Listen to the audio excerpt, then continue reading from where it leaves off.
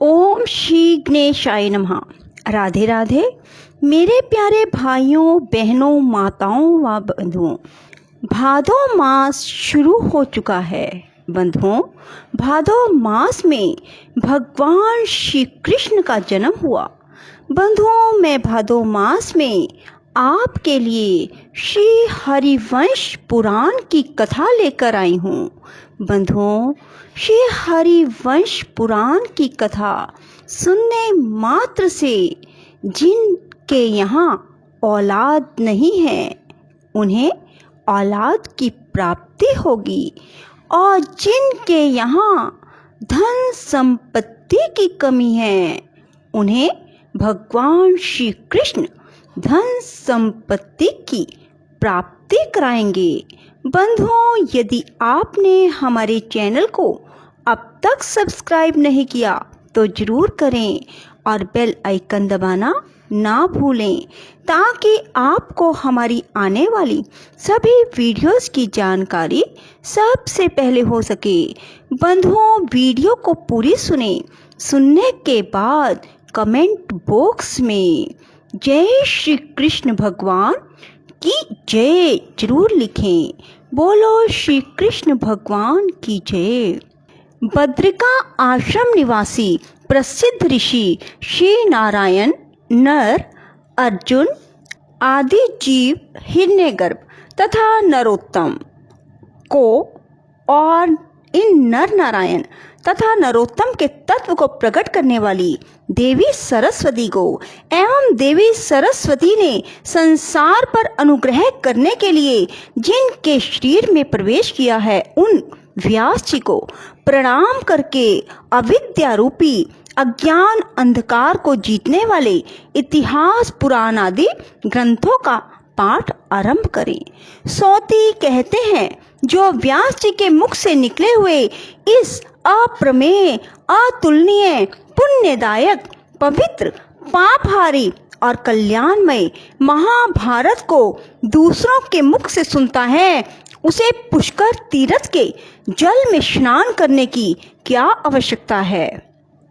माता सरस्वती के हृदय को आनंद प्रदान करने वाले उन प्राशर पुत्र व्यास की जय हो, जिनके मुखार बिंद से निकले हुए वांगमय रूपी अमृत का सारा संसार पान करता है, जो गौओं के सींग में सोना मढ़ाकर वेद वेता एवं बहुज्ञ ब्राह्मण को प्रतिदिन 100 गाय दान देता है, और जो पुण्यदायिनी महाभारत कथा का श्रवण मात्र करता है, इन दोनों में से प्रत्येक को बराबर ही फल मिलता है।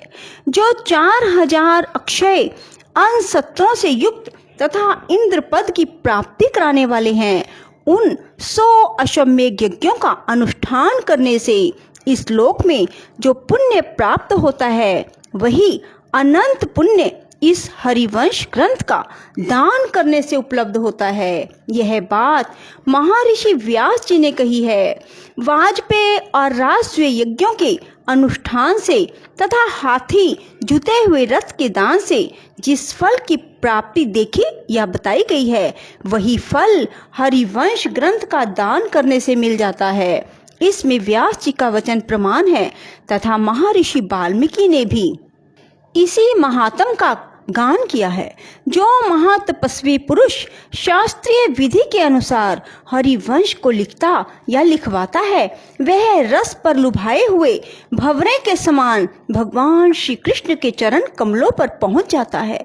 ब्रह्मा जी के आदि कारण श्री नारायण को जिनसे ऊपर की छठी पीढ़ी का पुरुष बताते हैं, जो अक्षय विभूतियों से युक्त तथा नारायण के अंश से प्रकट हैं, एकमात्र शुकदेव ही जिनके पुत्र हैं, अथवा जो अपने पिता पराशर के एक ही पुत्र हैं। वैदिक ज्ञान के महानिधि स्वरूप उन महर्षि कृष्ण द्वैपायन व्यास की मैं उपासना करता हूँ।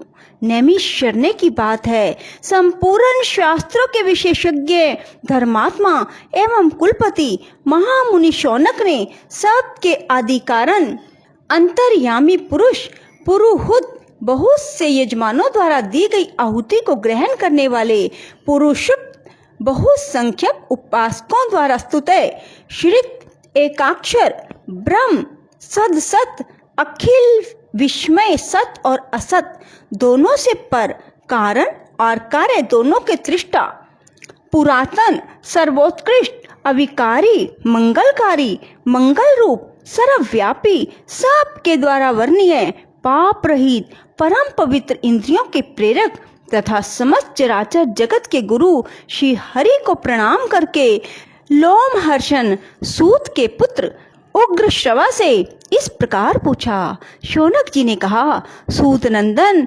आपने भरतवंशियों अन्य सब राजाओं, देवताओं, दानवों, गंधर्वों, नागों, राक्षसों, दैत्यों, सिद्धों तथा गुहकों से संबंध रखने वाला यह बहुत बड़ा उपाख्यान कह सुनाया। आपने अद्भुत कर्म, बल विक्रम, धर्म तत्व के निर्णय, विचित्र विचित्र कथा प्रसंग तथा श्रेष्ठ एवं परम उत्तम जन्म वृतांत आदि प्राचीन एवं पुण्यप्रद विषयों का अपनी मधुर वाणी द्वारा वर्णन किया है। उग्र श्रवा जी, मन और कानों को सुख देने वाला यह प्रसंग मुझे अमृत के समान तृप्ति प्रदान करता है।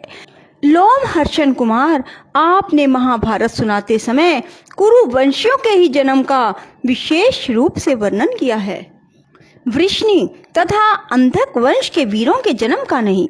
अतः अब आप उन सब के जन्म कर्म का वर्णन भी कीजिए।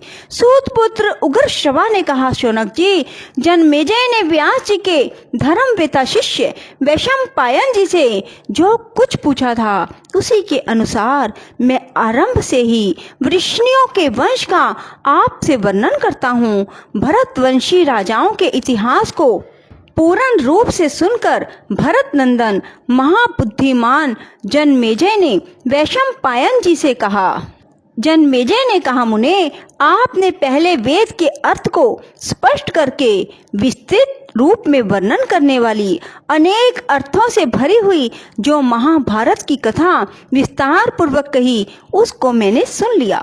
उस महाभारत कथा में आपने बहुत से पुरुष श्रेष्ठ शूरों का वर्णन किया तथा बहुत से वृष्णि और अंधकवंशी महारथियों के नाम और कर्म भी बताए। द्विजोत्तम, उनके उत्तम कर्मों का भी आपने उन स्थलों में संक्षिप्त रूप से वर्णन किया है। प्रभो, अब आप उनको विस्तार पूर्वक सुनाइए। आपने पहले जो संक्षिप्त से वर्णन किया उससे मेरी तृप्ति नहीं हुई। ये वृष्णि और पांडव एक ही राशि के माने जाते हैं। तपोधन, आप वंशों की कथा कहने में चतुर हैं और उनकी सब बातों को आपने प्रत्यक्ष देखा है। अतएव उनके कुल का आप विस्तार पूर्वक वर्णन कीजिए। महामुने, जिस जिस के कुल में जो जो उत्पन्न हुए हों उन सब को मैं जानना चाहता हूँ। अतएव प्रजापति से आरंभ करके पूर्व काल में उनकी जिस प्रकार सृष्टि हुई है उन सब का विचार करके आप मुझे पूर्ण रूप से सब कथा सुनाइए। उग्र श्रवा ने कहा, जब सत्कार पूर्वक उनसे यह बात पूछी गई तब वे महातपस्वी महात्मा वैशंपायन क्रमशः और विस्तार के साथ उस वंशावली की कथा कहने लगे। वैशंपायन जी ने कहा, राजन सुनो, यह कथा अलौकिक, पुण्यमयी और पापों से मुक्त करने वाली है। इसमें अनेक पुरुषार्थों का उपदेश है। इस वेद के समान माननीय तथा आश्चर्यमयी कथा का मैं आपसे वर्णन करता हूँ।